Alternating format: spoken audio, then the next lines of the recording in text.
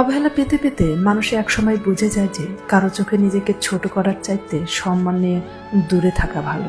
মানুষকে বিশ্বাস করে দেখেছি আর তাই বারবার ঠকেছি। বিশ্বাসটাই ছিল সবচেয়ে বড় ভুল। মানুষকে ঠকানো সহজ, কিন্তু ঠকিয়ে যা পাবেন তা হজম করা কঠিন। ধাক্কা খেলে একটা জিনিস ভালোই শেখা যায়, কার কাছে জুড়ে থাকতে হয় আর কার থেকে দূরে থাকতে হয়। নারী প্রেমে পড়লে বাসন মাজতে মাজতেও হাসে, আর কষ্ট পেলে ভাত খেতে বসেও কাঁদে। মিথ্যে নাটক আর চালাকি করতে পারলে নিজের খারাপ চরিত্র চাপা দেওয়া যায়, আর মিথ্যে নাটক না করতে পারলে ভালো চরিত্রকেও ভালো বানানো যায় না। গুরুত্ব দিলেই বিরক্ত, আর না দিলেই অভিযোগ। এভাবেই শেষ হয়ে যায় হাজারো মানুষের যোগাযোগ। কষ্টটা যখন সীমা ছাড়িয়ে যায় তখন মানুষ কাঁদে না, চুপ হয়ে যায়।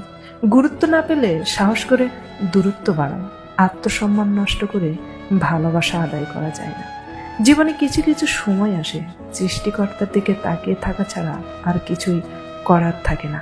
মাঝে মাঝে কষ্ট পাওয়া ভালো, কারণ কষ্ট মানুষকে বাস্তবতা শেখায়, যে কোনো পরিস্থিতিতে মনের জোর বাড়ায়, একা বাঁচতে শেখায় এবং আপন মানুষগুলোকে চিনতে শেখায়। মানুষের পতন সেই সময় থেকে শুরু হয়ে যায় যখন সে নিজের আপন মানুষকে হারানোর জন্য পর মানুষের পরামর্শ নেয়।